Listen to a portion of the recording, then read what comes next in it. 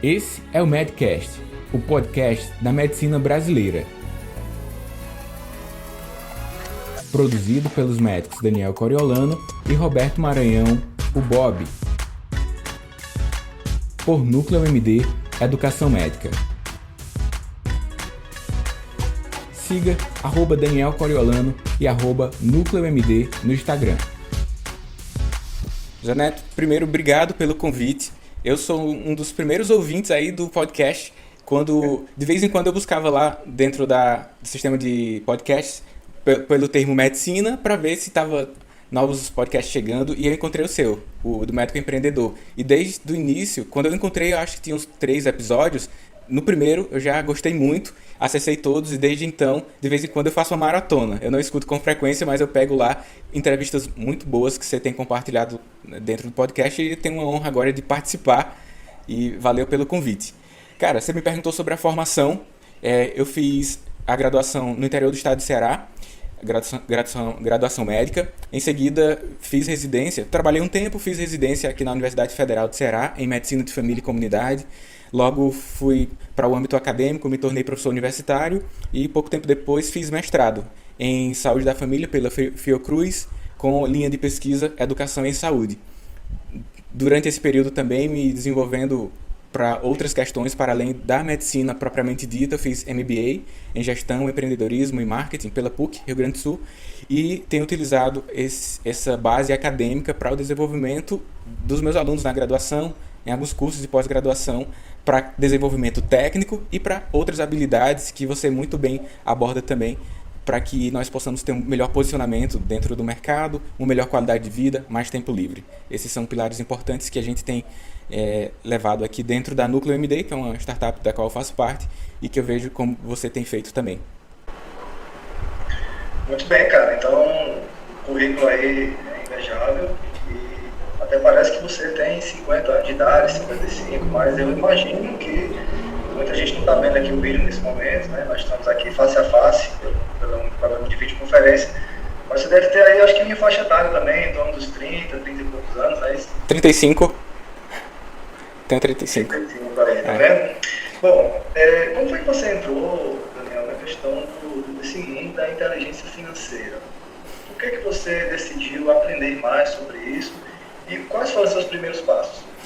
Bem, Zé Neto, normalmente a gente aprende pelo amor ou pela dor, né? Eu já ouvi isso e quando ouvi me identifiquei bastante. No caso do desenvolvimento desse tema, inteligência financeira, eu aprendi muito pela dor de ter cometido alguns erros. Na época do ensino médio, um tio meu me presenteou com um livro, Pai Rico e Pai Pobre. Na ocasião eu li, não li todo e não me fez sentido naquela ocasião. O livro ficou guardado na estante, depois fiz a graduação médica, passei e o poder aquisitivo depois da graduação, meses depois, foi impactante para mim. O aumento do poder de compra me fez cometer alguns erros. Por exemplo, nos primeiros meses, após graduado, eu adquiri um carro, um sedã preto, 1.8, e de alto preço no mercado, comprometi praticamente um ano ali de trabalho, pagando além do valor do carro, do preço do carro, os juros, né? Então foi um erro. E aí fui cometendo esses erros e isso me fez gerar uma reflexão de que eu estava trabalhando mais para outros entes, como o banco, a financeira, do que necessariamente o recurso financeiro que havia chegado através dos meus rendimentos, uma repercussão de qualidade de vida. Eu disse, tem alguma coisa errada. E aí peguei de novo o livro e a partir dele outras literaturas foram aparecendo e eu fui com uma intenção muito forte em desenvolver esse aspecto. Porque eu fui em busca de saber como é que faz investimento, mas eu descobri a inteligência financeira que é muito além do que investir. Investir é a parte mais fácil, eu digo, mas ter um planejamento de curto, médio e longo prazo, ter um rigor sobre o consumo, esses são 2 pilares que aí sustentam também e que em um dado momento você começa a fazer algum investimento. Mas esses 3 pontos são essenciais e veio em virtude de erros cometidos logo no início da minha atividade como médico. Mas às vezes, né, tem gente que fala assim, mas nem tudo você pode calcular com base em cifras financeiras, monetárias, dinheiro. Às vezes o cara melhorou a qualidade de vida, às vezes o cara tá solteiro, tá conseguindo umas menininhas mais bonitas e tal. E aí temos que equilibrar o momento de vida, o cara jovem tem que aproveitar e tudo. Mesmo assim você considera como sendo um erro comprar um carrão como esse, mesmo financiando, pagando juros? Qual que é a sua opinião sobre isso? Na minha, cada um pode fazer essa avaliação, mas na minha situação lá, eu considerei que sim, que foi um erro, porque eu já tinha um carro com uma boa qualidade, que me possibilitava um bom deslocamento às cidades onde eu trabalhava, dava plantão, voltava, proporcionava segurança. Eu entendo que em algumas situações não tem o veículo, tem que adquirir e aí encarar aquilo ali como de fato um investimento para ter uma melhor mobilidade ou até nível de segurança. Isso que você falou e essa pergunta que pode trazer um desconforto para alguns é pertinente. Eu não posso passar, quando eu estou falando sobre inteligência financeira, receitas de bolo. Outra coisa é eu não posso robotizar a vida, deixar tudo escrito dentro de um planejamento e seguir aquilo à risca. Eu tenho que ter margem a uma imprevisibilidade. Isso dá riqueza da vida, essa possibilidade de ser surpreendido por algumas oportunidades é muito bom. O que não é bom é que logo no início da carreira eu me comprometa financeiramente em detrimento de outras oportunidades que o jovem médico tem. Por exemplo, o jovem médico tem uma oportunidade de trabalhar sem limitação geográfica, quando está solteiro, eventualmente, fazer residência em qualquer serviço. E aí, de repente, ele vê uma oportunidade de comprar um imóvel, porque parcelado há não sei quantos meses, ele adquire aquele imóvel e aí ele perdeu a liberdade geográfica. Então, para uma pessoa, a compra do imóvel pode ser um erro, para outra não. Ele diz, não, eu vou alugar se eu sair daqui. Sim, mas existem opções no mercado que te dá uma rentabilidade bem maior se você em relação à aquisição de um imóvel. Então, cada caso, de fato, uma análise deve ser feita. A margem da vida para a imprevisibilidade é uma coisa boa, mas não deveríamos ter uma preponderância em trocar tempo por dinheiro. Aí é uma base. Muito bem. Para quem não está nos acompanhando, né, é sempre importante deixar bem claro que aqui nós não combinamos nada, né? Na verdade foi um encontro de sopetão, não tem nenhuma pergunta feita. E a ideia realmente é gerar autenticidade nas palavras, o cara mostrar realmente que tem propriedade em falar certas coisas, né? E por falar em problemas que você enfrentou, acredito que a maioria dos jovens médicos, né, o tempo que você usa, enfrenta algum problema, comete algum erro. Eu também cometi meus erros. Eu queria até te perguntar que você hoje tem programas de treinamento, né, para médicos principalmente, profissionais liberais. Na sua experiência, quais têm sido os principais problemas enfrentados, principalmente pelos médicos no começo da profissão? O jovem médico, Neto, que eu falo, eu classifico esse médico com os primeiros 10 anos de carreira, que é o momento de, eventualmente, faz a especialização, residência ou outros programas de pós-graduação e busca um estabelecimento no mercado. E, em virtude do maior poder de compra, depois da graduação, o mercado te dá também um maior poder de ter o financiamento, de crédito. Então, no primeiro momento, você gasta o dinheiro presente com o salário do mês. Digamos, no final você recebeu no dia 1º, no final do mês, em um dado momento, você gastou aquilo. O problema, pior mesmo, é quando você gasta o dinheiro futuro, que é quando há uma previsão de orçamento que você vai ter em virtude da sua profissão médica, mas aí você já compromete o futuro. Esse comprometimento do dinheiro futuro é que causa os maiores danos na vida do jovem médico. Imagina você ter a possibilidade de financiar um bem de alto preço, faz aquilo. Isso não é simplesmente o fato de você ter uma dívida. É o fato de você não ir para um programa de residência em virtude de ter que manter uma rotina de trabalho para pagar aquilo. Ou então não se deslocar para outro local de trabalho onde há uma oportunidade em virtude de algo que lhe prende lá relacionado a finanças. Então, esse erro de gastar o dinheiro presente e gastar o dinheiro futuro é recorrente entre os médicos, tá? Seja para bens de alto preço, bens de consumo ou até lazer mesmo. O lazer é importante e tudo, mas viagens internacionais com frequência, você ganha em uma moeda e gasta com câmbio diferente, existe um impacto, né? Até excesso de idas, por exemplo, a um restaurante de alto preço. Então, assim, não é que você deve comprometer o presente, mas é que você deve lembrar que o futuro vai acontecer, independente de você querer ou não. Eu acredito que é uma armadilha que a gente pode ter assim na nossa mente, focar em viver o presente 100%. Outro dia, conversando com um amigo meu, que é psicólogo, Neto, ele falou de um estudo, eu não peguei, ele apenas me relatou, mas faz todo sentido. Ele falava que o desenvolvimento cerebral dos jovens, eles têm, anatomicamente, uma área que não está bem desenvolvida, que está relacionada à perspectiva, ao futuro, né? E aí, quando a gente fica mais velho, 30, e depois disso, a gente tem uma melhor visão de futuro. Talvez seja esse problema que aconteça com o jovem médico, né? Essa visão de futuro ainda não, que vai acontecer, ainda não está bem desenvolvida, e essa capacidade de desenvolver essa visão de futuro, que vem junto à capacidade de desenvolver um planejamento, vai acontecendo com a maturidade.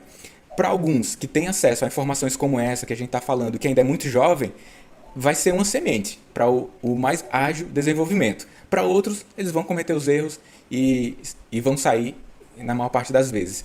O problema é que, por um período da vida, esse dano vai causar um certo estresse. É o famoso viver das aparências, né? Às vezes o cara tá na Europa, Estados Unidos, né? Aí posta uma foto lá com um carrão, mas às vezes a conta dele é o contrário, né? Tá no negativo ali, pedindo dinheiro emprestado, cartão por cima de cartão, juros por cima de juros. Outro dia eu postei lá no Instagram que por algum tempo você consegue viver a realidade postada no Instagram. Depois você só consegue viver dos TBTs. Porque as fotos ficaram e o dinheiro foi-se embora para proporcionar novas imersões e representar de fato a realidade, né? E o Instagram ou as redes sociais, né, já que você tocou esse ponto, pode ser um fator positivo ou negativo, como qualquer mídia, né? Você pode se impressionar com aquelas imagens e aquilo balizar a sua conduta de consumo, como essa que você descreveu: viagens, carros e outros itens que remetem a luxo. Mas também pode te ajudar a ser um médico melhor. É isso que você faz. As pessoas que escolhem bons curadores na internet, elas têm benefícios. Só que se você escolher más curadores, é ruim. Se uma pessoa te segue, eu tenho certeza que você gera reflexão através de seus conteúdos e ela fica melhor a cada dia. Mas aí tem que saber escolher quem é que você está seguindo. Tem que saber escolher quais os seus curadores para também não ter uma sobrecarga de informação, cada um dizendo uma coisa que é para fazer e você fica perdido nessa rede social, que pode trazer mais benefícios do que malefícios, mas você tem que ter a educação digital, né? Para fazer as melhores escolhas. E além do cara que vive de aparência, tem um cara que gasta que não tem, né? Que é o que você falou. É o dinheiro futuro. Né? O cara se compromete futuramente, mas eu não vou me comprometer porque é praticamente impossível que não surja oportunidade, que eu não tenho dinheiro. É até uma forma de eu correr atrás desse dinheiro. Se eu não me comprometesse, eu ficaria na zona de conforto, né? Eu sobre mesmo fala isso. Eu primeiro me comprometo, porque aí eu vou correr atrás disso. Uhum. Aquela história, eu vou jogar a bolsa do outro lado do muro, né? Agora eu vou ter que pegar. E aí tudo isso são crenças, né, cara? Sim. Na minha família, Neto, também já teve isso, viu? Acho que ainda tenho. Assim, não, sempre eu tenho que pagar alguma coisa, porque é dessa forma que eu cresço, o meu patrimônio.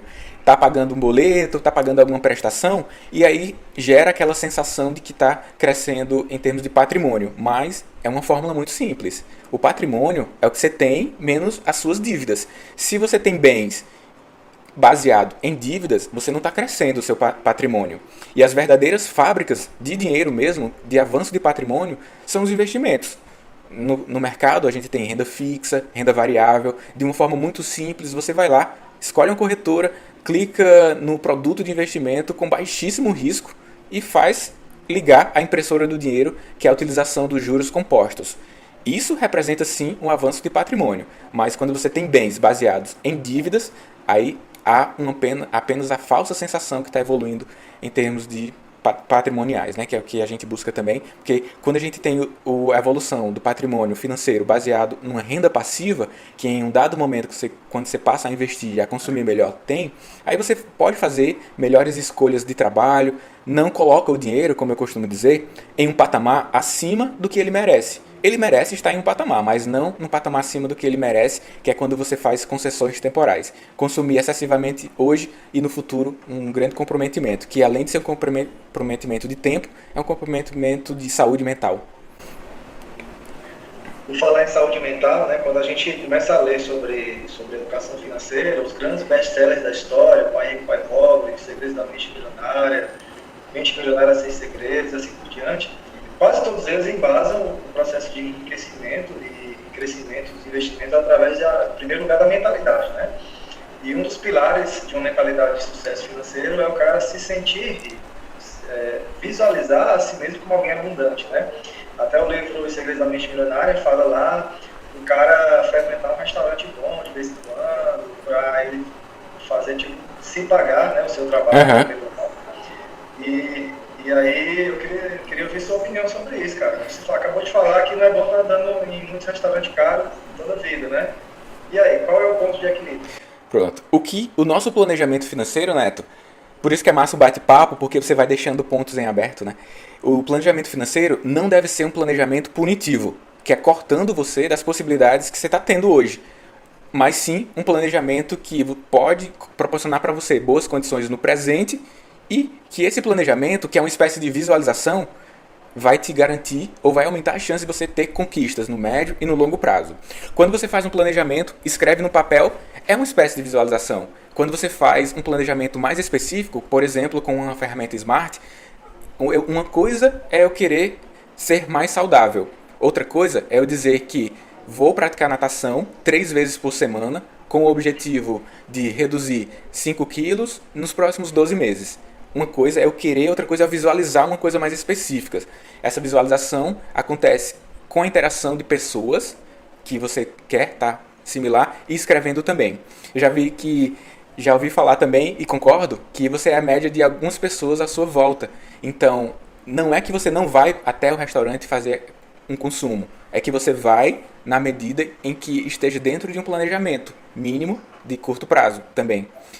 É interessante que você, eventualmente, se exponha e pague por isso a processos de mentoria em que algumas pessoas conquistaram um certo nível. Existe um treinamento on the job, por exemplo, quando você tem um colega que dá plantão lá na UPA e você já está enferrujado quanto a isso, você vai se expor, vai ficar perto dele para ter algum benefício. Aí você faz um segmento com ele. Amigo, eu posso te seguir lá, te acompanhar uma vez por semana no plantão? E aí, consequentemente, eu vou adquirir algumas habilidades que ele tem, o treinamento on the job. Mas isso de forma mais específica acontece na medicina, na residência médica, né? Você está perto entre especialistas, em 2, 3, 5 anos você se torna especialista. Pronto, não tem nada de misticismo. Da mesma forma, acontece com resultados em clínicas. Se você se junta com um grupo de médicos que tem bons resultados nos seus consultórios, isso, dentro daquele grupo, uma grande mente se torna importante para o seu desenvolvimento. E ao restaurante consumir, saber que existem coisas que antes você não sabia, também é algo que contribui para o seu desenvolvimento. Mas sem fazer concessões ou se punir em virtude do orçamento que você passa a adquirir ao ser médico. Então, nem tudo é uma questão só de uma técnica, de uma corretora, de um investimento, tudo é muito comportamental também, né, cara? Depende também da forma como você encara a vida, encara dinheiro, né? Tem pessoas também que poupam demais, isso também é algo que é tipo de uma mente medíocre, né? Que não tem sinais de abundância, né? O cara que é mesquinho demais, às vezes, né? Então, tem que um equilíbrio, né? Que você está falando aí. Muito bem, talvez aqui nesse canal tenha algumas pessoas que estão só no início da carreira, estudantes, né? Pessoas que acabaram de passar na residência, não tiveram nem tempo de pensar ainda sobre isso, estão ganhando seu primeiro salário. E a pergunta que talvez a gente esteja esperando aqui nesse episódio é qual é o primeiro passo, de uma forma bem direta ao ponto, né? Já que você falou de meta Smart, fala especificamente qual é o primeiro lugar ou primeira ação que eu devo tomar. Primeiro você deve parar um momento, horas, dias ou até semanas, para refletir sobre onde é que você quer chegar. Porque é a partir disso, isso que é a base para que você faça as melhores escolhas. Então, passo prático pega um papel, escreve aí o que é que você quer conquistar até o final do ano. Já um planejamento mínimo. Ou então o que você quer conquistar essa semana. Algumas coisas que você escreveu para esse ano, para os próximos 2 anos, eu te sugiro fazer para os próximos 2, 5 e 10 anos. Algumas coisas que você lista, elas são mediadas por recursos financeiros, pelo dinheiro. Considerando isso, aí você vai ter a possibilidade de fazer boas escolhas de investimento. Por exemplo, eu quero fazer residência médica daqui a 2 anos. Num período de residência médica, eu tenho um rendimento médio por volta de R$3.000, caso não queira dar plantão. O meu padrão de vida é de 3.000, então eu vou ficar sempre no 0 a 0. Deixa eu fazer um planejamento aqui para os próximos 2 anos, reservando entre R$500 e R$1.000, para que, na época da residência, eu não precise dar plantão e aproveite 100% a residência. Então, você começa hoje, mas você percebe que com essa orientação, eu não comecei dizendo quanto é que você vai guardar para o futuro. Eu comecei pensando o que é que eu quero para o futuro. Então, o passo prático e um erro frequente é não começar por aí. Começa escrevendo o que você quer. em que você vai investir é a coisa mais fácil que tem, Neto. E aí é muito simples, mas esse desenvolvimento de planejar é a ferramenta de tecnológica mais antiga que a gente tem, que é o papel e a caneta. É por aí que a gente deve começar. É fazer o seu mapa do tesouro, né, cara? Depois você vai se preocupar no caminho, né?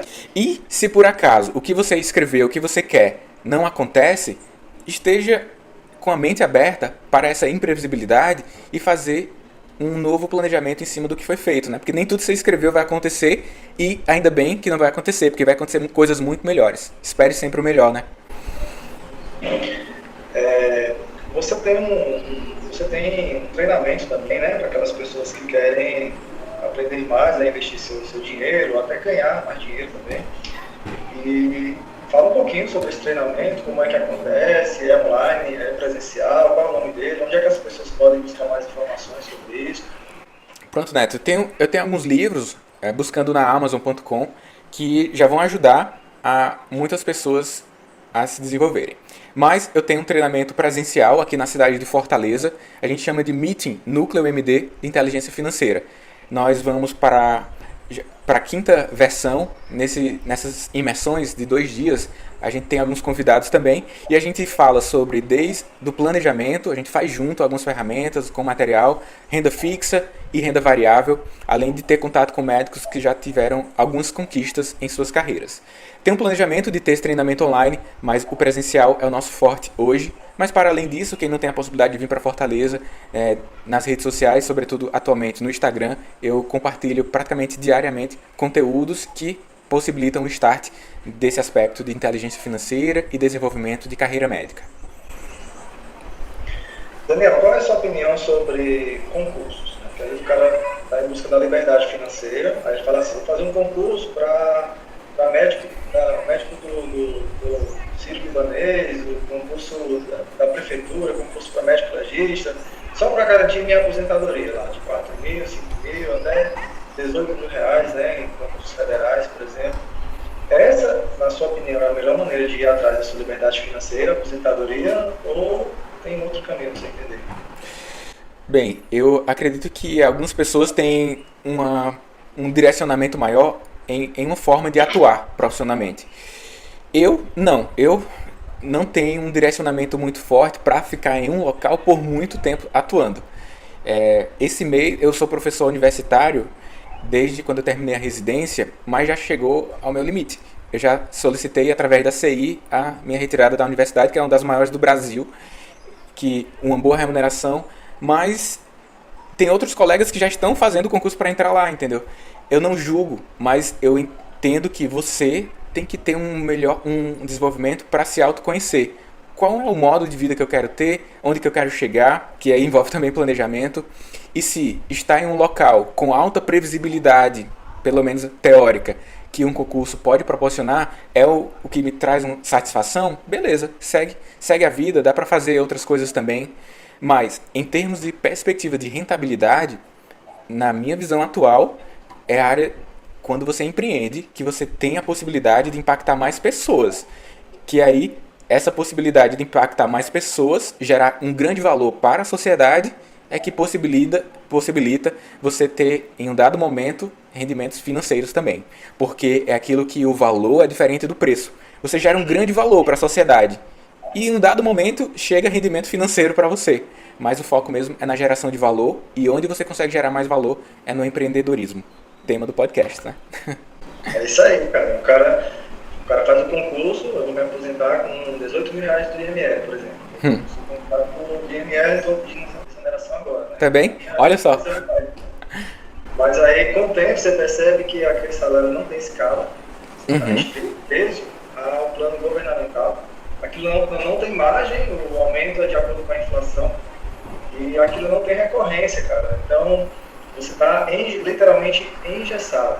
Então, eu poderia me aposentar aos 55 anos de idade com esse salário, mas com o empreendedorismo, que tem escala, margem e recorrência, eu posso me aposentar aos 40 anos de idade. Né? A aposentadoria, muita gente não entende que é sinônimo de liberdade financeira. Não precisa trabalhar para gerar renda, né? Eu concordo plenamente com você. E dá para calcular, porque se você diz assim, eu queria não trabalhar, mas eu pergunto para quem está se questionando sobre isso, Quando é esse momento? É preciso saber esse momento. E como é que a gente sabe? Faz assim, ó. Anota tudo que você consome e aí isso vai ser o seu gasto médio mensal. O seu gasto médio mensal é quanto você gasta para sobreviver. Quando você atingir um patamar em que sua renda passiva paga o seu valor, o preço que você gasta para sobreviver, você chegou na sua independência financeira. Aí é o ponto. O negócio é que as pessoas nem sabem quando é que vai chegar esse momento. Planejar, anotar papel e caneta vai te dar uma perspectiva. E aí você vai saber exatamente qual é o momento aproximado. Ah, Neto, eu posso falar assim, o meu custo de vida hoje é 10 mil reais mensais. Então vou trabalhar para ter uma renda passiva de 10 mil reais. Quando eu chegar a esse momento, cheguei à minha independência financeira. E mesmo antes de chegar lá, durante o processo, você vai ter uma maior liberdade de escolha de trabalho, uma melhor sensação de qualidade de vida e um melhor consumo no presente, que está associado à qualidade e à satisfação em viver. Muito bem, a gente acabou falando de muitos temas para iniciantes, né? Já estamos aqui com a hora um pouquinho avançada, mas para concluir, partindo para um tema um pouco mais profundo, talvez tenham colegas que já estejam mais amadurecidos nessa questão de investimento, eu te pergunto o seguinte: no seu entender, quais são as corretoras hoje melhores para se investir e que tipos de investimentos? Claro que isso vai do perfil de cada um, mas para aquele cara que é mais que é mais agressivo, investidor que está disposto a correr riscos, mas também está disposto a uma rentabilidade maior, quais são os investimentos que você sugere? Pronto, Neto. Quanto às corretoras, eu não vou citar um nome específico de alguma, eu não tenho conflito de interesse, mas eu sugiro que busque no Google corretoras e você vai ver se ela está validada pelo Banco Central, pela Comissão de Valores Monetários, tá? E aí, estando no site associado ao governo, ela está validada. Então, proporciona segurança. Esse é um ponto. Outra coisa é que existe uma resolução que quando você abre conta na corretora, você preenche lá alguns dados e ele vai te dar, e responde algumas perguntas, ele vai te dar o teu perfil de investidor. Se é conservador de um lado, se é arrojado na outra ponta. Baseado no seu perfil, você vai ser recomendado a investir uma parte maior em renda fixa, outra parte menor em renda variável. Se o seu perfil é mais arrojado, a parte direcionada à renda variável vai ser maior. Mas o que a gente tem de opção hoje de investimento é renda fixa, a gente tem CDB, Tesouro Direto, é muito fácil começar a investir, LCI, LCA de renda fixa que te proporcionam alta previsibilidade de ganho. De renda variável, nós estamos nesse momento que estamos gravando aqui essa conferência, esse podcast, com bons resultados em uma grande quantidade de ações que estão na Bolsa de Valores. Não vou te falar nenhuma para que o episódio não tenha vencimento, porque eu falo uma coisa aqui e o mercado tem uma certa imprevisibilidade, amanhã tem outra. Mas existe, nesse momento, na data de hoje, uma grande chance de você cometer bons acertos na Bolsa de Valores. No entanto, não pode direcionar todos os investimentos para uma cesta só. E no caso, você tem que fazer um balanceamento na sua carteira de investimento. Do jeito que você tem uma carteira para guardar o dinheiro, cartão, etc., você tem uma carteira de investimento. Você vai ter uma porcentagem na renda variável, uma porcentagem na renda fixa. Você tem a opção de comprar fundos de investimentos, que eles são compostos de vários investimentos, e essa diluição de investimento dá para você uma boa segurança. Você pode comprar uma cota de um imóvel e receber o aluguel proporcional ao imóvel, um fundo de investimento imobiliário. Então, quando você escolhe a sua corretora, que ela está validada lá pelo Banco Central, dentro da área da corretora, normalmente tem uma área de treinamento. E aí vale a pena verificar os vídeos de treinamento da corretora, verificar as opções, verificar informações externas, haja vista que eventualmente pode haver algum conflito de interesse, e com isso, ir somando criticidade para realizar as melhores escolhas. Melhor do que eu citar é você escolher aquela que está totalmente associada ao seu planejamento, em virtude de que algumas têm uma liquidez mais baixa, outras mais altas, o investimento tem que ficar preso por muito tempo e o outro, e consequentemente, gera melhores resultados. Então não dá para citar exatamente qual você deve investir, mas esses são os caminhos. Muito bem, cara, que bom falar com você, né? O tempo voa, a gente tinha programado aqui 30 minutos, já estamos chegando nos 36 minutos, até peço perdão por isso. Que é isso? Mas vamos ficar por aqui, porque eu acho que tem assunto aí para pelo menos uns 10 episódios, né? Quem sabe você não volta aqui outro dia. Quem sabe a gente não grava um ao vivo depois, né? Bora gravar. Mas eu quero te agradecer por compartilhar com a gente aqui do podcast a sua expertise, que certamente você não obteve do dia para a noite, foram muitas horas de estudo, principalmente de teste. Obrigado mesmo, e fica aí já tinha terminado um convite para um próximo episódio, quem sabe a gente conversar sobre outro assunto. E sucesso aí na sua caminhada. E eu vou deixar aí você dar um último recadinho aí pro pessoal do podcast Médico Empreendedor. Cara, eu só tenho a agradecer pelo convite, participar aqui. Tô com uma honra muito grande de ter participado aqui com você. Muito bem, esse foi o Daniel Coriolano, um cara sensacional, que está fazendo diferença aí no Brasil. E por acreditar que ele pode sim contribuir com a minha carreira, com a minha vida profissional, com a sua que está aí do outro lado. E acho que é isso. O exemplo dele nos motiva a sair da zona de conforto, a buscar ser pessoas melhores e principalmente por gerar valor a outras pessoas. O sucesso financeiro, insisto em repetir as pessoas, sucesso pessoal, financeiro, espiritual, qualquer outro campo da vida depende de, primeiramente, pensarmos em pessoas, em gerar valor à vida dessas pessoas, transformação acima de tudo. Para você ter acesso à comunidade fechada do podcast e ainda ter acesso a webaulas, e-books, minicursos, conteúdos complementares aos episódios publicados por aqui, faça parte do Medcast Premium. O link para acessar e ativar o seu período gratuito está junto à descrição desse episódio.